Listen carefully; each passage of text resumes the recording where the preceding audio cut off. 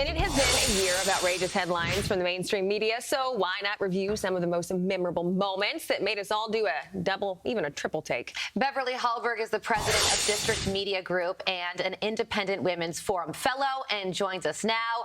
Beverly, oh boy. Okay, let's start with the media's constant attacks on Republicans. A CNN headline from March claims, yes, it's Republicans' fault. Congress is so polarized. Remember that one? And the New York Times also claimed that Republicans wrongly blame Biden for rising gas prices. So what do you think about these headlines?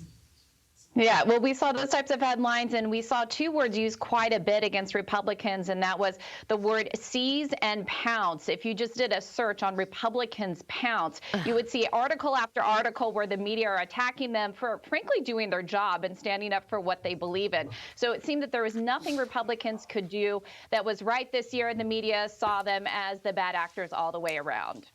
All right, what about this one? This was when the media melted down over Elon Musk's Twitter takeover. The Washington Post warned Musk, quote, will be bad for Twitter, while Time Magazine targeted tech bros' obsession with free speech. Wow. Your thoughts? Yeah, it seems that there is one thing that the so-called free press couldn't handle this year, and that was the idea of free speech. Elon Musk taking over Twitter just caused a major meltdown, from doomsday proclamations to actually lambasting Elon Musk for exposing the censorship and the collaboration with the FBI. It seems as though journalists didn't want actual journalism, and that is what Elon Musk brought to the table. The tech bros' obsession with free speech, like it's a bad thing. I think that's a really good thing to be obsessed with, if you ask me. All right, also this, remember when the media finally realized the Hunter Biden laptop story was real, even though the Post reported the story years ago? The Washington Post and the New York Times both confirmed the story in March, over 15 months after the New York Post's report on Biden's secret emails. So they got it right, but it took them a really long time, Beverly.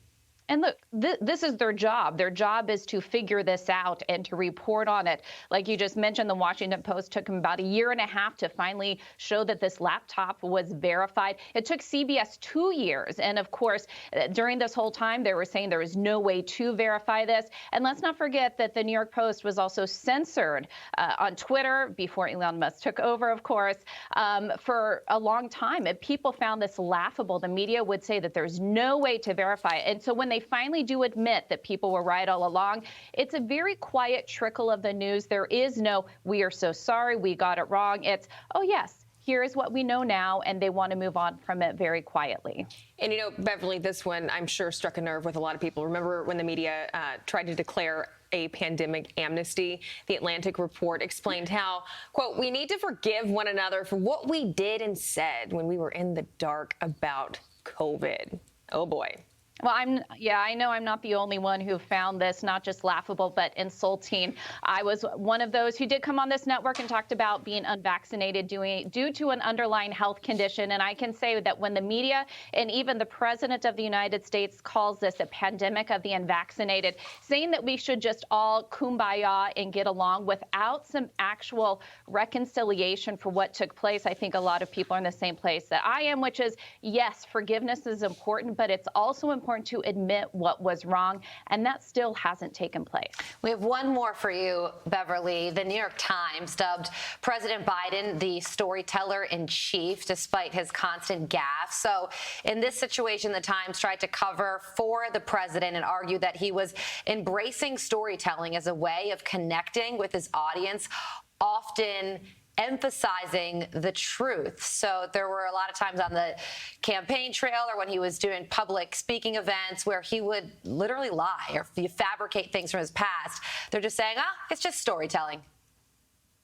We all know this. Anybody watching the president know that he's not at the top of his game, that a lot of the story he tells, he's at least fibbing them, if not outright lying. But yet the press seemed hell-bent, not just on trying to downplay some of the mistakes he made when he would speak, but actually try to praise him for his brilliance, as we saw in this story. I think this comes down to, though, not them just trying to protect President Biden, the man himself, but actually trying to protect him because of his progressive ideology. I think a lot of us saw the bias. It was very obvious. Right. This Speaking year. of bias, all those headlines going in one political direction, which should come as a surprise to nobody.